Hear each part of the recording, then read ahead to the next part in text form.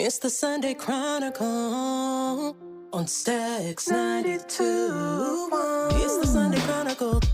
We gon' give the news and keep you up to date. From crimes to the politics, you gon' know what's up around your way. We give 2 thumbs up to everyone out here doing their thing.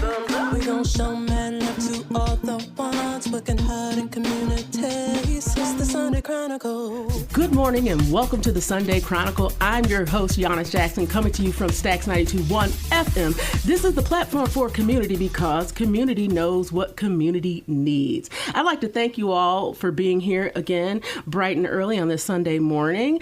All of my listeners and all of my followers, thank you. We would not be here with a season 3 without you.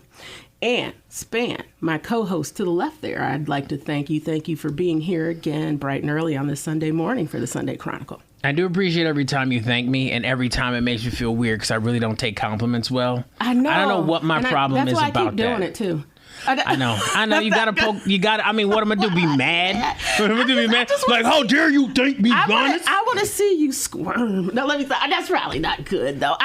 Well, last week you were doing something weird, like boobity bop. I mean, he was doing something weird, and baby, I was like, oh, that's weird. Because I was trying. That's literally my coping mechanism. On like, I know she about to thank me, so if I throw something out there, she'll be like, moving on, and it's like, ha ha. Yeah, I didn't thank you that day. That's probably what it was. I know. You're like, that was part of the plan. What is he talking about? But I'm trying to behave this time around. Okay, well, okay, but it's good to have you here. You're like my fact checker person. Like I could be like, what? Throw some numbers, Span. So I know entirely too much random, unnecessary information that becomes necessary at random. Are you the king of random information? I'm the emperor. That's like the king of kings, right? Yes. Oh, yes. My goodness. Now, I know some random stuff, but not like you. Like, you're literally studying. Like, it's a book of random facts that you study every night. It's annoying. and I got an opinion on all of it, and it's really... I'm not going to call it something that takes away from me, but it can be a lot of weight. And yet, I keep reading, and I keep remembering, and I keep... See, I'm going into it now. See, let me stop. I'll stop. You know, I do that. I know. I'm an agitator. Let me stop. And let's shift the focus to my guest because that's why we're here today. I mean, he's here. He's looking great. I mean, he doesn't have on a bow tie. It's Friday, right? It's a casual Friday. That's what it is. It's casual Friday. My good friend, Takura. And I'm going to try this last name, but do not beat me with a wet noodle if I get it wrong. So it's Takura Nyamfukudza. I did it wrong. A for effort. I was like, it was quiet. He looked at me like, girl, I ain't even try. I heard somebody say it on the commercial. Nicely done. Very close, yes. Takura Nyamfukudza. Oh, so it's like one syllable. That first part is... It's like, say it one more time. Nyamfukudza. Nyamfukudza. There you go. Easier than you thought. Nyamfukudza. There you go. The key is watching the lips and how their mouth forms around the like words. Nam. I thought of like Vietnam, like the pronunciation. Nam.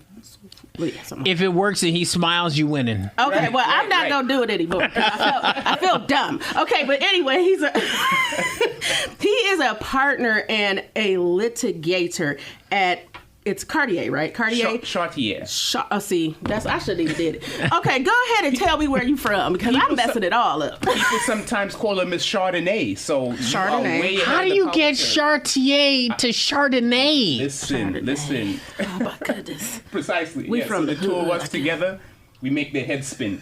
Man, yeah.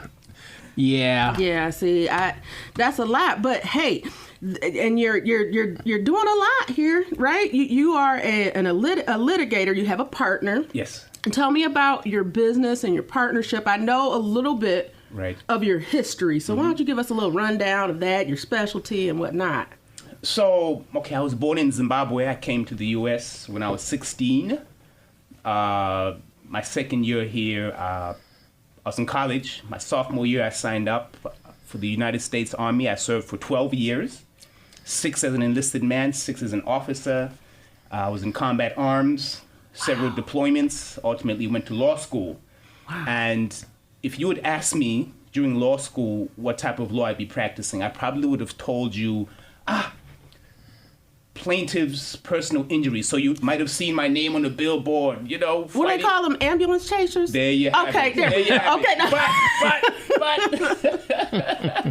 But once I started practicing, my current business partner at that time, we were at a firm where we handled family law and criminal defense. Oh, okay. So I've always only ever practiced criminal defense, but we were at a firm where there was other folks who did family law. Okay. So we packed up and left those folks where they were and started Takura Nyamfukudza, CNN for short.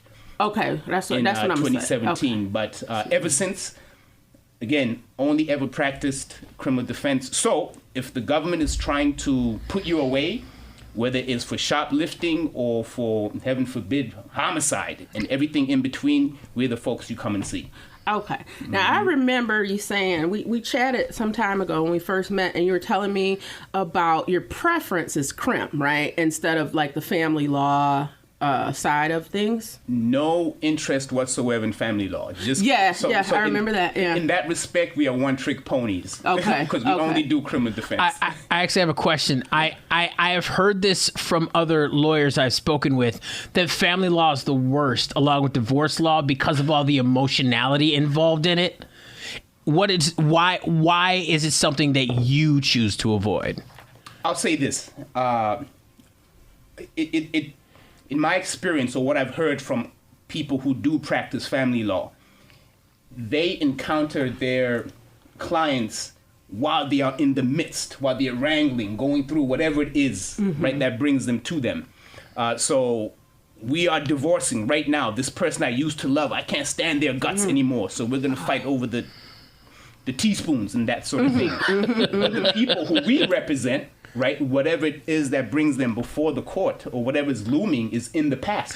Okay. So I essentially get the best version of the person, because whatever's alleged that they've done, it's in the past. Yeah. Now, if you're telling me about something you're planning to do, that's a different discussion. Like, I wasn't here. Right. But yeah, typically, whatever has happened that brings them to us is in the rearview mirror. So we're getting the best version of that person. Yeah. And so you help them look their best, right? Or present them best self in front of the judge and jury. I'll tell you this.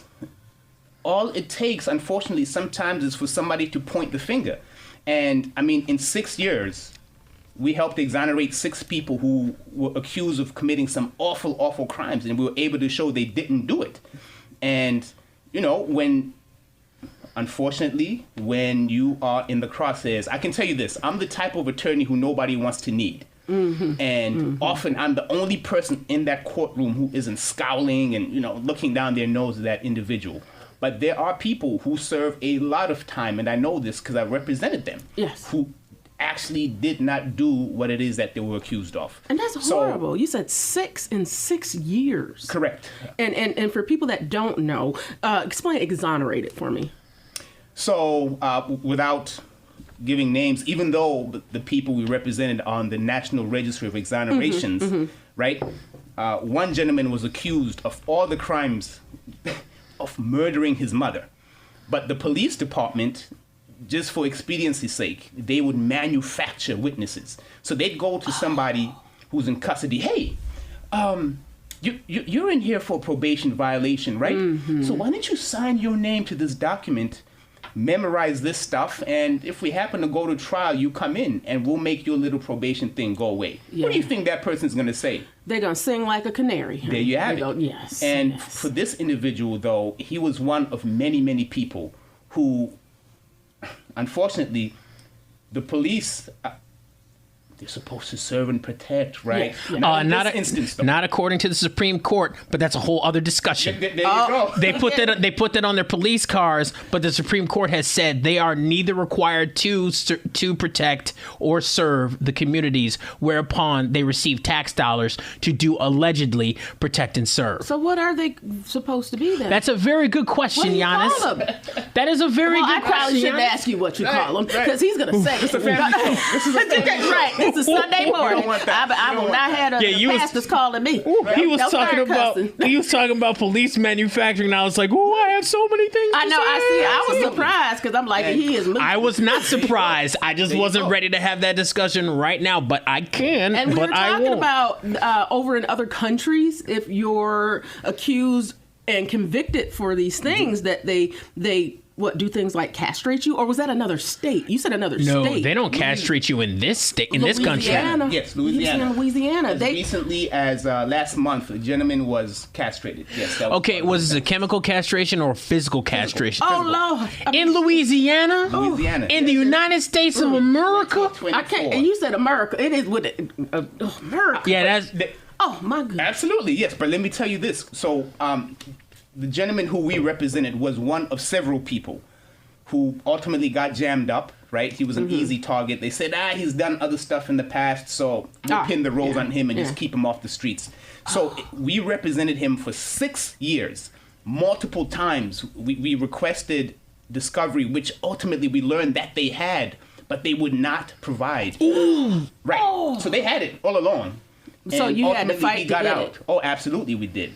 And it sounds crazy to say this, but he's one of the lucky ones because he did not draw his last breath behind bars. So that's one of 6 people who we've represented, and they got exonerated because he did not commit the crime, right? So he served these 26 years. 26 years? Correct. Of all crimes for supposedly murdering your mother. Is Michigan a state that remunerates people who have been wrongfully convicted? So we have WICA, the Wrongful Incarceration Compensation Act, but it's not a bottomless pit, right? Right.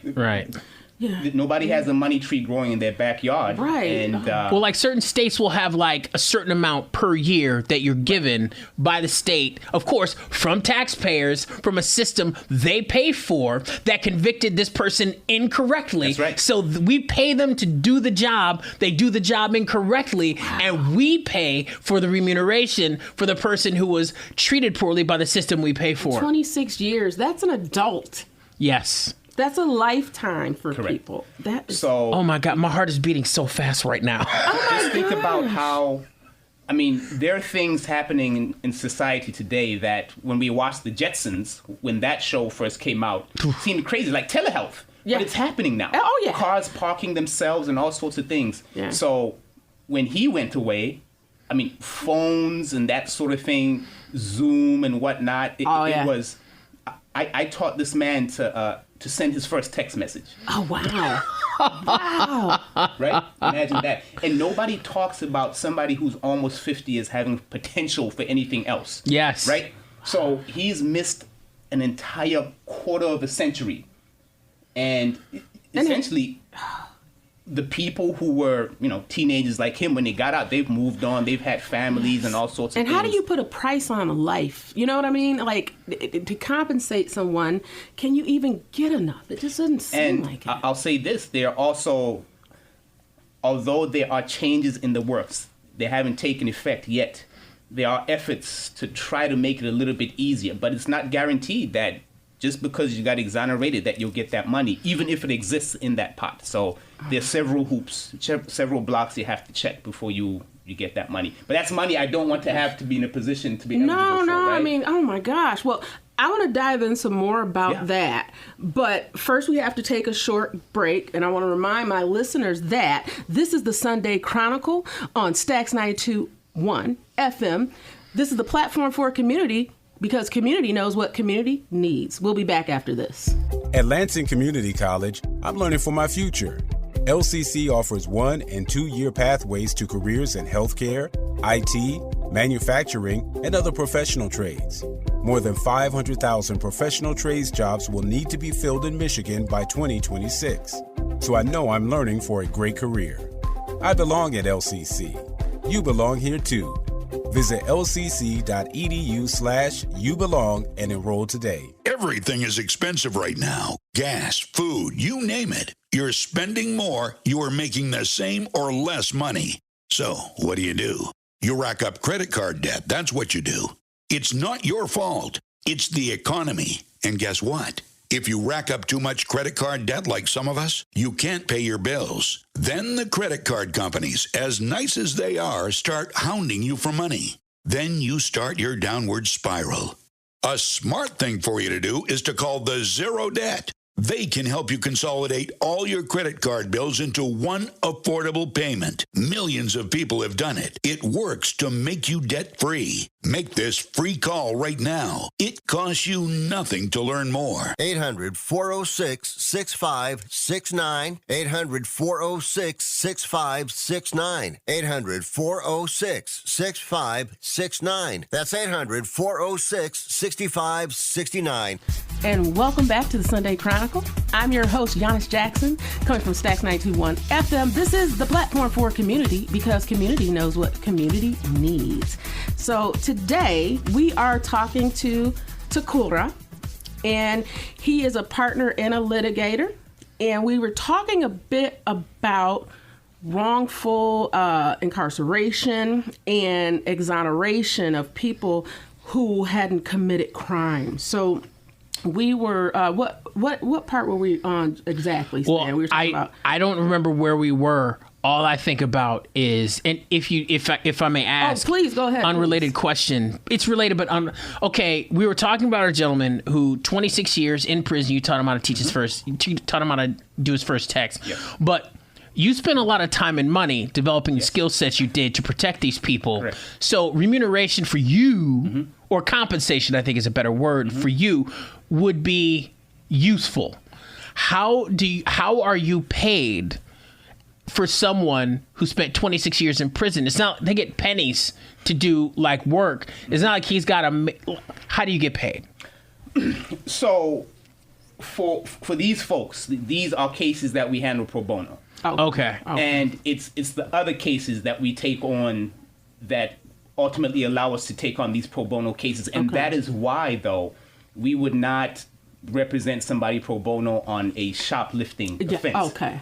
While certainly 1 day in jail is certainly can upend somebody's life. Right. Yeah. But not in the same way that a 26-year or life without the possibility of parole sentence does. So for those exonerations, we handle those pro bono. But we have so many people who reach out to us, and we do some investigation before we take on a case. Right. And we understand that it's going to be almost without exception a multiple year obligation that we're signing up for. So it's the other cases that we handle which allow us to do that. So we're not expecting any payment. Like on that one, we weren't.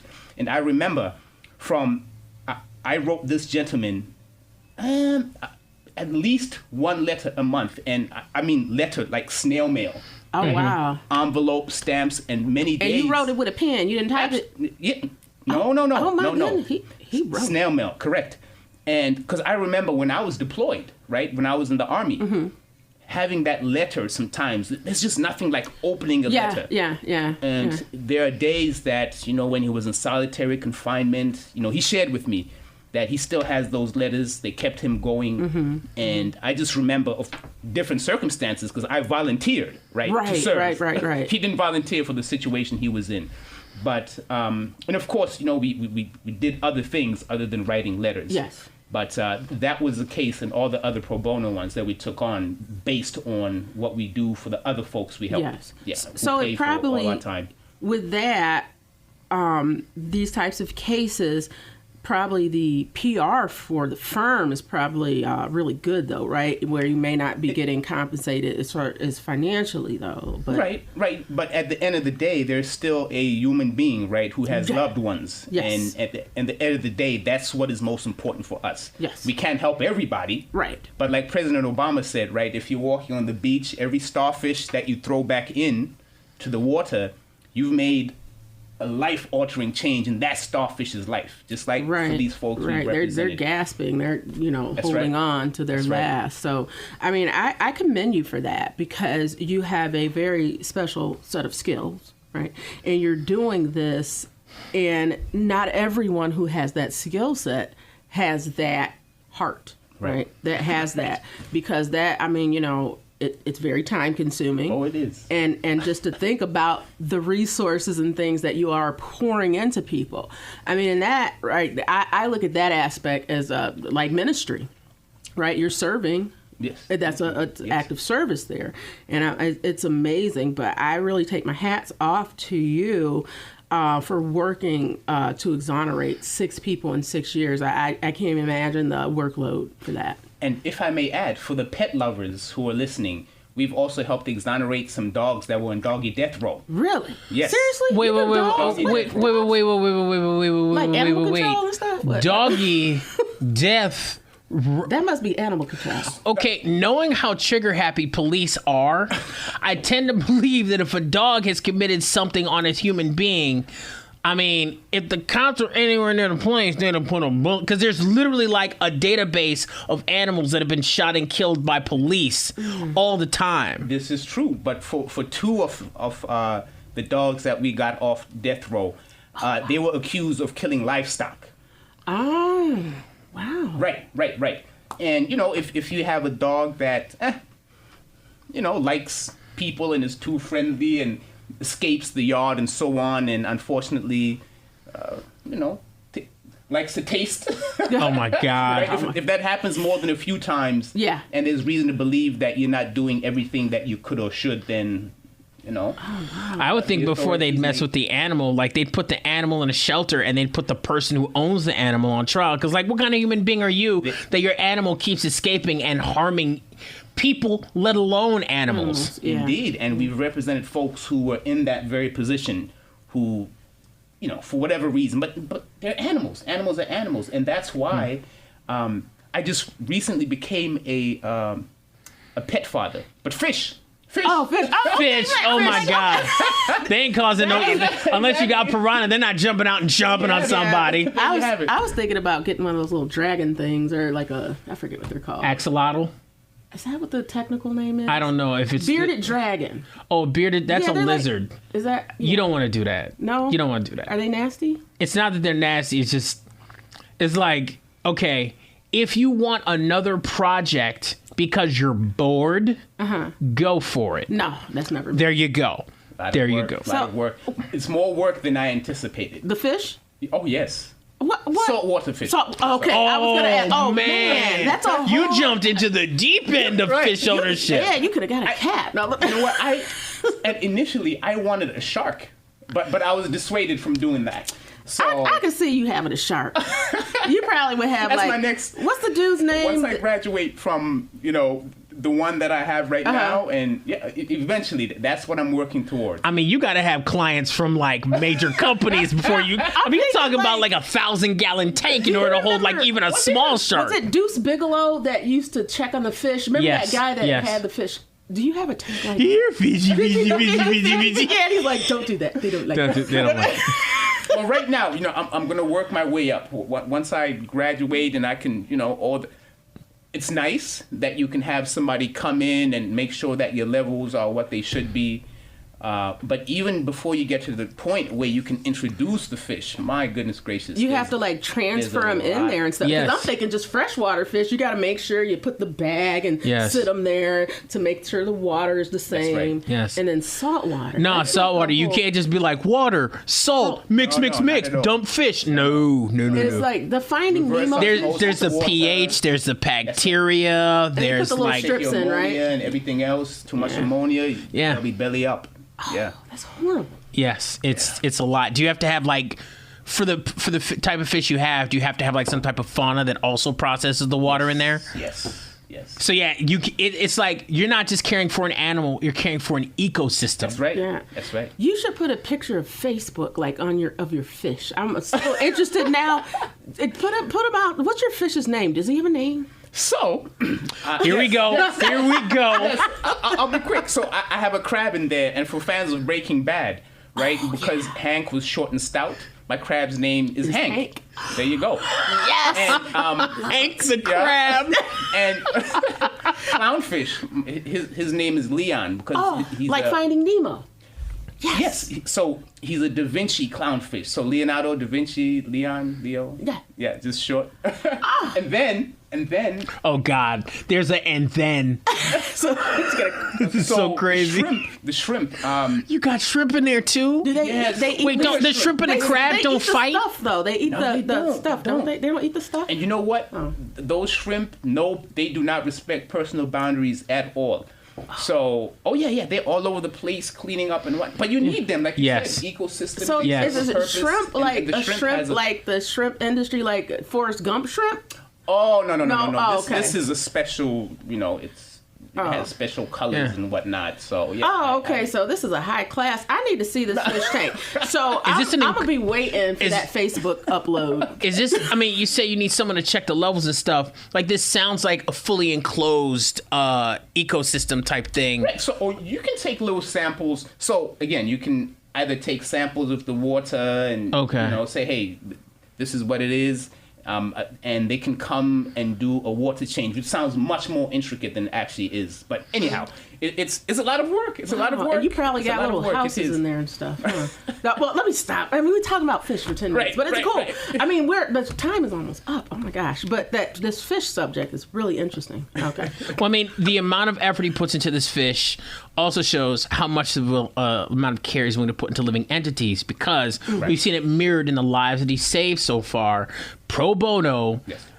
From undoubtedly well compensated work you do elsewhere. Oh, yes. You take time out to save human beings who are being railroaded by systems. I just got one question real quick. Absolutely. Of the 6 people whose lives you saved, and this is going to be a tough question. If you can't answer it, I totally understand. Yeah.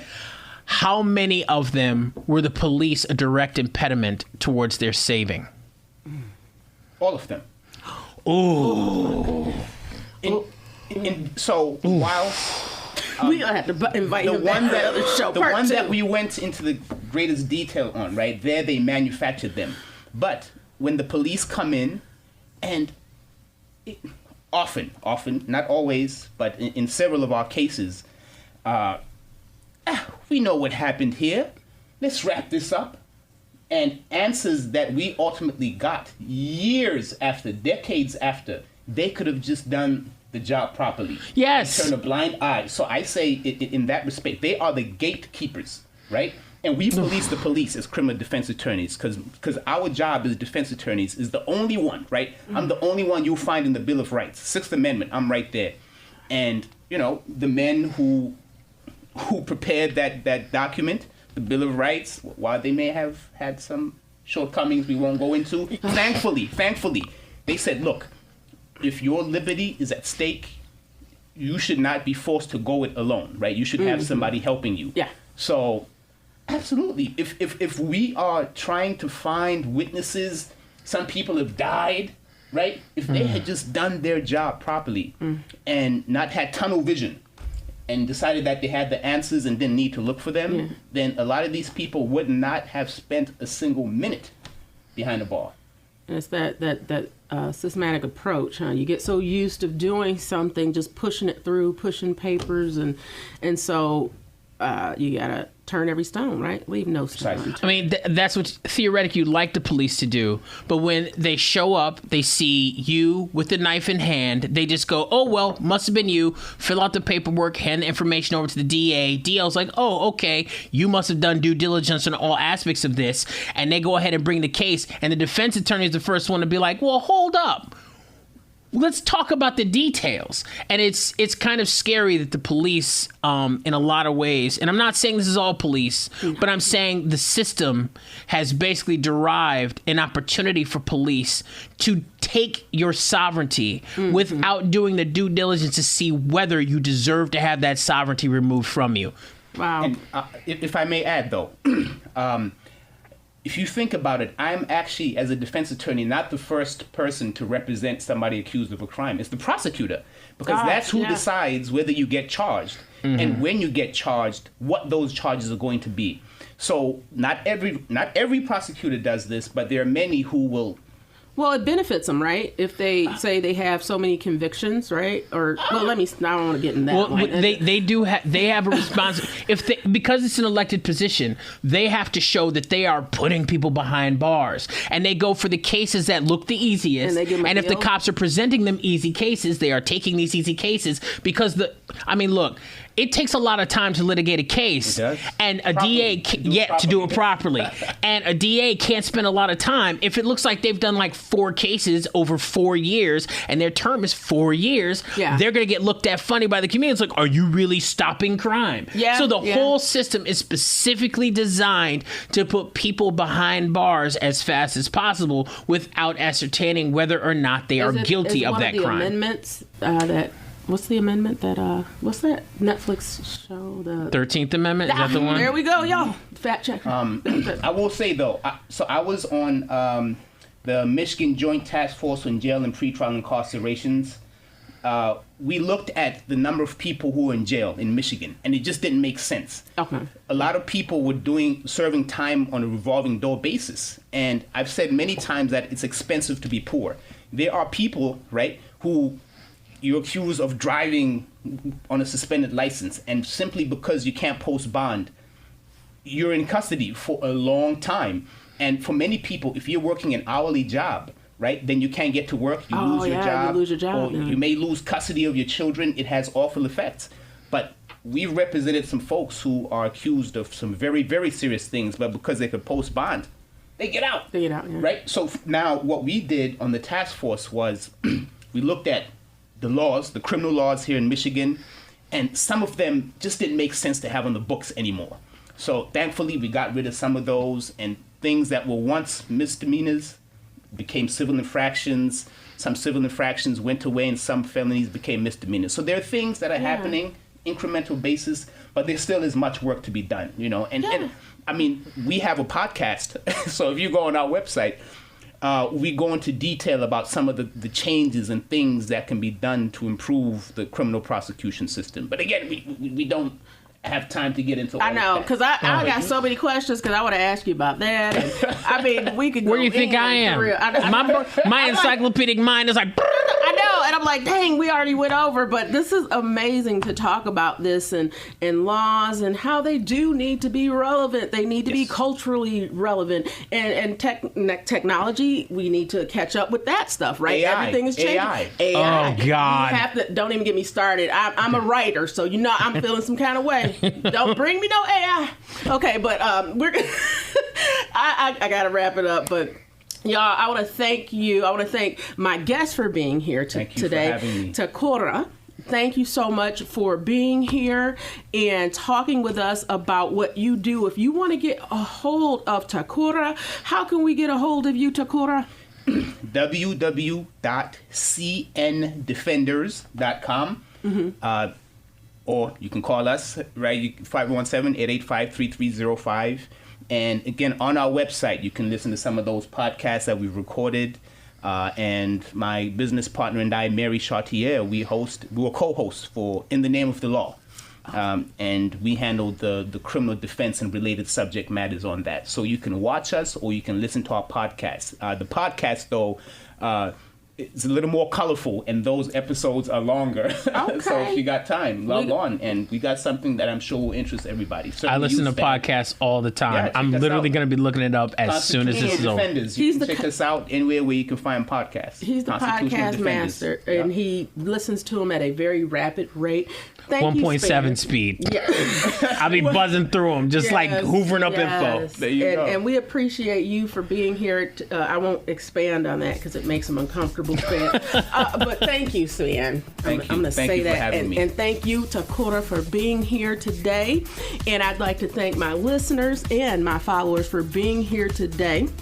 And I'm going to remind you that my name is Yanice Jackson, host of the Sunday Chronicle, heard every Sunday morning on Stax 92.1 FM. This is the platform for community because community knows what community needs. Make it a great day.